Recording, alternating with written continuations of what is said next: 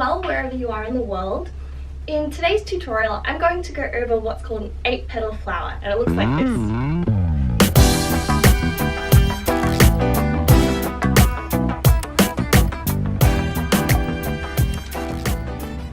Ta-da! So this tutorial is going to be a lot easier if you understand the difference between a static and dynamic grip, understand our geometric basics, some understanding of timing and direction, as well as the concept of anti-spin. So if I sound like I'm talking a foreign language to you, go back and check out some of my past tutorials where I cover some of this content, and once you get your head around it, come back here and we can get started. So for flowers, we know that our palms are always facing outwards, and we can have a 4-petal anti-spin flower working in diamond mode. Well, if we tilt this diamond on its side, but keep our petals glued to each corner still, we still have a 4-petal anti-spin flower, but now we're working with a square, or with a box pathway. When we combine our 4-petal anti-spin flower in diamond mode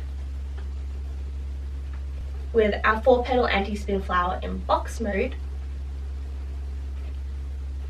and our fans are moving in split time same direction, we get our 8-petal flower.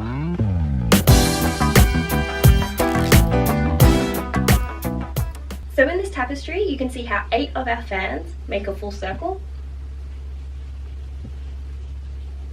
And I like to visualize these as each of the petals when I'm going through this pattern. And for teaching purposes, I'm going to number them like so. Ta-da! I'm also going to be your mirror, so my left side is going to be your right side, so you can copy me as we face each other. And I think I'm going to call this mirror mode from now onwards. So today, to learn this 8-petal flower, we're going to be going in this direction, and our left hand is going to be doing the box mode anti-spin flower, while the right hand is going to be doing the diamond mode anti-spin flower. I found it easiest to learn this pattern both hands simultaneously. I think it helped me understand the positioning of the petals, but feel free to practice left hand with the box mode and right hand with the diamond mode separately if you prefer. So we're going to start with our left hand at petal number 8 and our right hand at petal number 1. From here we're going to use a static grip to anti-spin from petal number 8 to petal number 2. With each transition, try and remember to keep these wicks here connected to keep our spinning nice and clean. And also keep an eye on your planes, so none of this bendy business. Now we're going to use a dynamic grip to anti-spin our right hand to petal number 3. This can be a little bit tricky because it comes up in this negative space in the inside of your arm, and you're also working against gravity, so you might need to give the anti-spin a little extra oomph to get it up there. Oomph. Next, we're going to use a dynamic grip to anti-spin our left hand to petal number 4, and the same to anti-spin our right hand to petal number 5.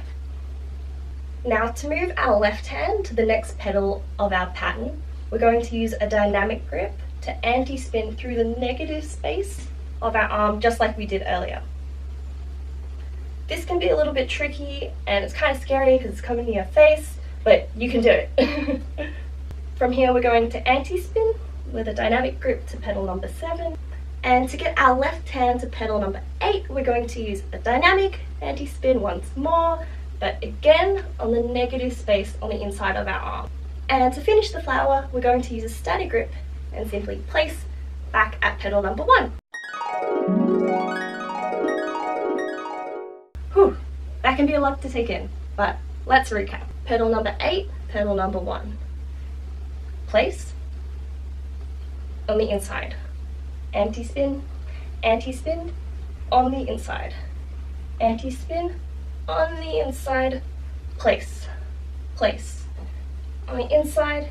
Anti-spin, anti-spin on the inside. Anti-spin on the inside. Place.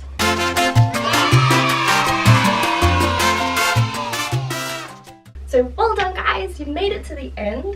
This is not a super easy pattern. It will probably take quite a bit of practice to first get used to the bones of the pattern, and then again to make it smooth, and then even more practice to get used to it on fire, because these negative space anti-spins with fire coming towards your face, they take a bit of getting used to.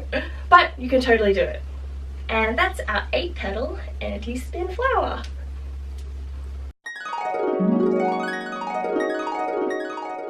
So I'm trying a little bit of a new tutorial format, so let me know what you guys think, if you've got any other suggestions, and I will definitely take them on board. And I also definitely have ambitions to make more tutorials, so don't forget to like and subscribe and stay tuned.